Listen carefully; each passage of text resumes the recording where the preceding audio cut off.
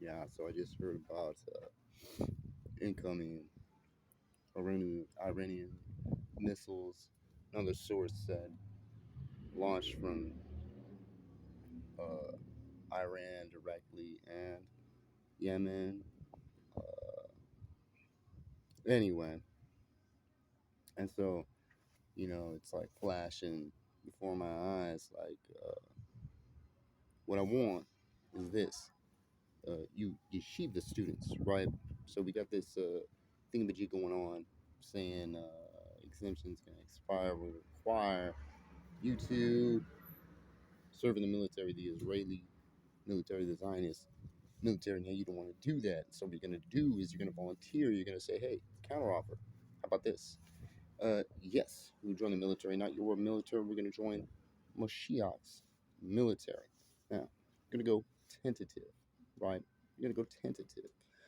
Now, I'm going to probably do some Bible study if it doesn't just zing real quick. Now, you're going to go tentative because you have to prove everything.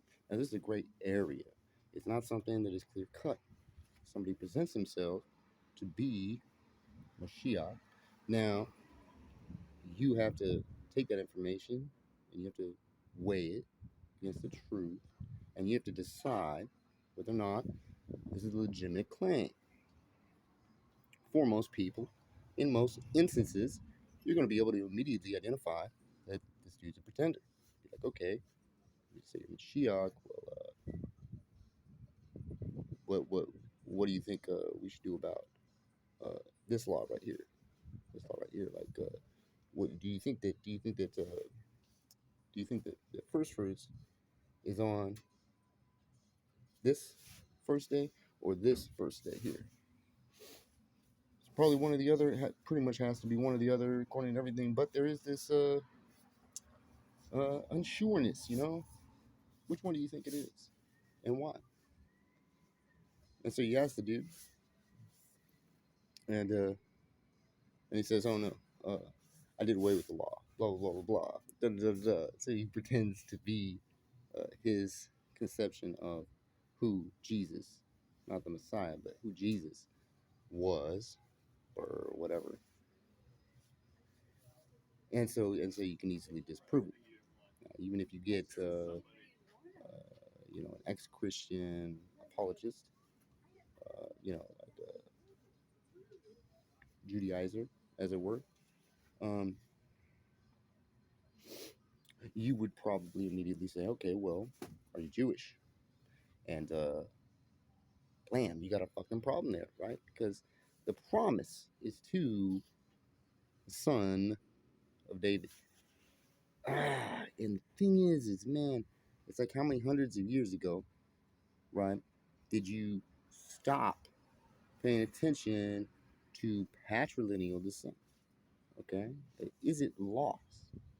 Now, even if you're gonna allege or whatever, you're gonna presuppose that you're not totally divorced from patrilineal descent, and you may, according to your genealogical records or whatever, maybe the Jews have it on lockdown. You got a bunch of genealogy stuff, and you're still confident that you can, prove whether or not, blam, how many percent of the population is the son of David.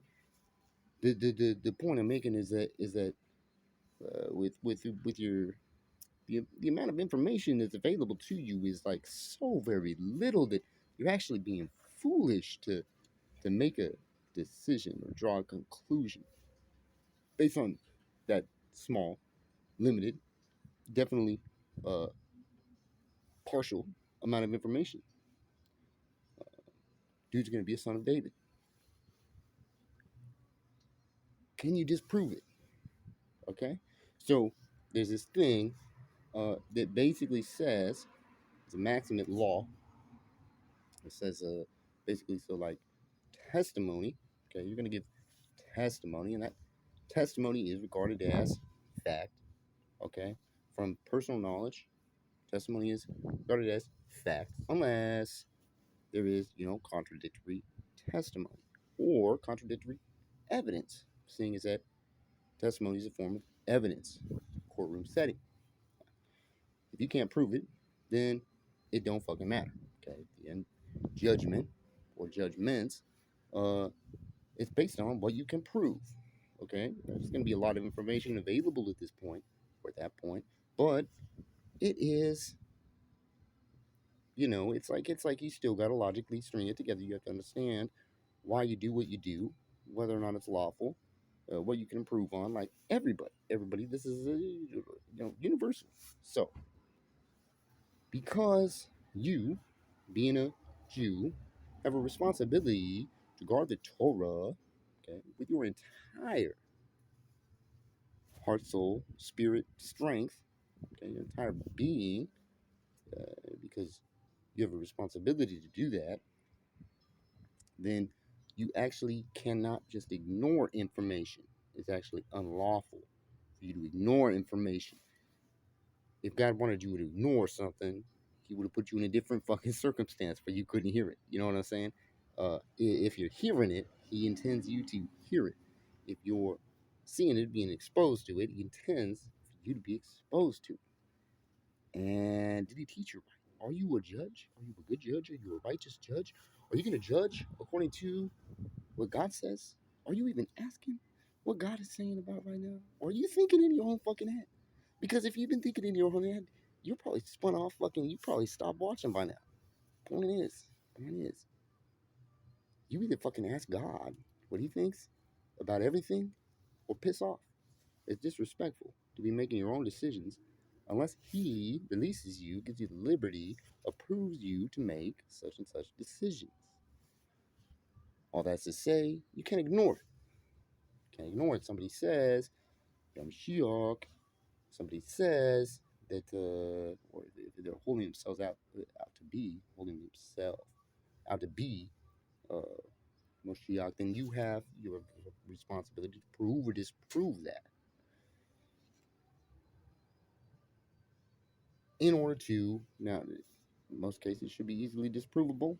Okay, you should be pretty good at this because you should actually have, you should be going through and looking for who's claimed to be Mashiach at all times. The Jewish people, you should have a task force or whatever. One person in every 2 or 3 minions. Like every week, at least one person in 2 or 3 minions has to be scouring the internet, looking around, looking at the news, calling people, finding out who's claiming to be Mashiach, and testing it, proving it. Most of them are going to be easy. You're going to have a couple, maybe, where you can't prove one or the other, and those you need more information. So you're going to have to come up with follow-up questions and stuff, and maybe devise some scheme to put this guy through a test so you can get whatever answer, to the question that you want.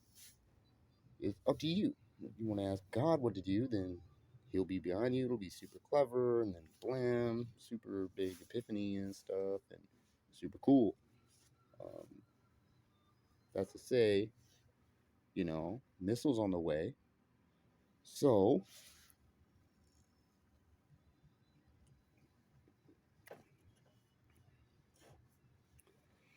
join up.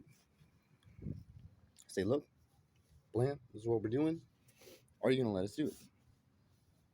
It's going to be better for you, all y'all yeshiva students. It's going to be way better for you because uh, if you're gonna go in, I understand that you need to be clean. You need to be, I mean, even if you're covered in blood, you still need to be clean. All right, you minimize your blemishes or your reasons for uncleanness. So you should be clean the whole time. Your whole unit should be clean the whole time, all the time. In limited exceptions, you enter combat, you're gonna get dirty and whatnot. Okay, but it's limited. It's limited, and so you can really focus on how to deal with that sort of uncleanness. You can understand the difference in your communion with the Most High, because your ritual or whatever is all fucked up. Like you have to abandon your ritual. You're gonna have to figure something else out. Shorthand. You're gonna do this realistically because the combat city, you have a responsibility first and foremost to keep your brother alive. The dude next to you, you got to keep him alive. He has to keep you alive. It's like definitely got to have your head on a swivel, or heads on a swivel, but singular, your head. So yeah, that's what I think you should do. Now, not to go out and fight, okay? Like physically fight with bullets and shit. The wars. What we need is basically like people who know that God is with them and are confident, such that they will go out with rifles and armed up, ready to kill, and they'll set up a fucking lemonade stand, okay? And they'll be giving out aid, and set up doctors going on little expeditions, not to capture or kill nothing. You're just looking for problems to solve. You're gonna fight the war by solving the underlying problems that started the war, right? That's how you're gonna fight the war. Anybody wants to sling bullets your way, you want to, you know, bring us to the animal level or whatever, then we're gonna be fully capable, trained up, ready to fucking become an animal, ready to become an animal, ready to become fucking animals for the 2 minutes and 40 seconds or the 7 minutes and 12 seconds that it takes to fucking set up the line, fire, maneuver, maybe call on a strike, uh, probably launch drone fucking immediately. I mean, shit, dude, we could have like, I don't know. I mean, I don't want to get into TTPs, but shit, dude, like, man, dude, that deadly, deadly, really fucking scary shit. And so that's why it's better that it's all over in like 3 minutes. Because so fucking, I mean, have that shit done, So I'm not going to go into TTPs. I just want to allude to that shit. It's on another level. You know. Thing is it's unimitable or unimitatable, but I'm pretty sure the word would be unimitable or inimitable uh, by anybody who God is not with. At the same time, you don't want to make your enemy harder to kill. So yeah, I mean, definitely better to keep the everything military and stuff. Like really, like it's pretty horrendous how there's a bunch of military like on YouTube and stuff. Like man, there's this shit, dude. What if you're teaching some terrorists how to blow up a fucking school right now? What if that's what you're doing? Why are you posting that shit on the internet? Like Jesus Christ! But each person is responsible for their own shit. I ain't never taught the wider world how to fucking take corners and pie and fucking position the body and fucking smooth fucking trigger press to the rear. Uh, so we need a Peace Corps essentially, or we're ready for war. And what you do is probably we're gonna end up, or y'all gonna end up having to leave Israel. Okay, because your government's hostile to you, so leave. Go to America. Okay, but what if Jordan would host you? You just have to go like what 60K that way, and then plan, uh, set up shop, partnership.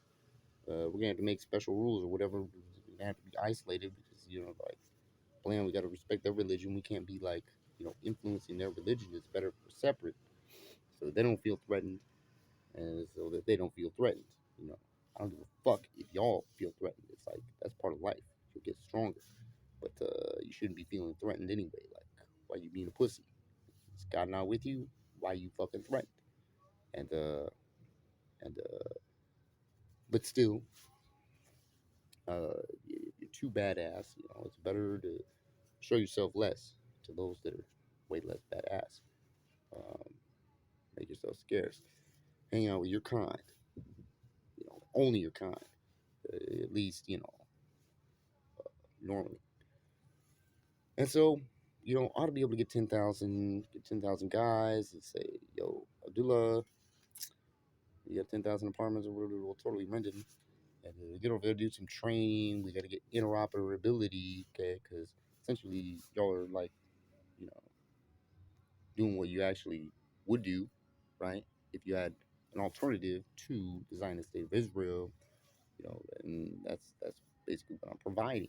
It's an alternative to, but not and, but the alternative to or the successor.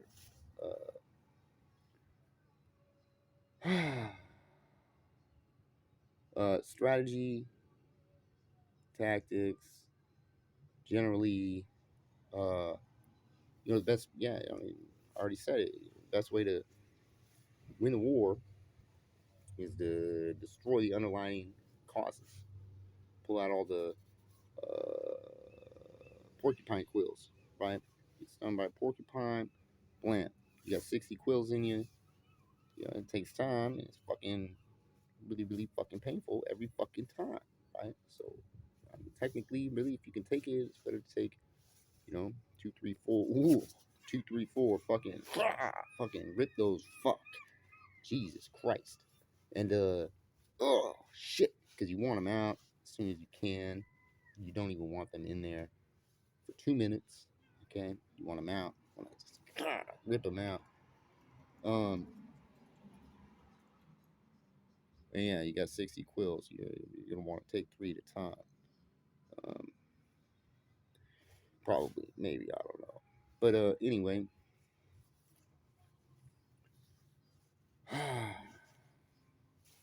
the rabbis are talking about the month we're leaving Egypt. Da, da, da, da. Well, you know what? It's like Zionist state, Egypt. What do you think about that? Oh, we should just go back to Egypt. Blah blah blah. It's like that's exactly what they fucking did. They established Egypt, blam, with the name State of Israel, blam. So probably, yeah, you want to like leave that shit.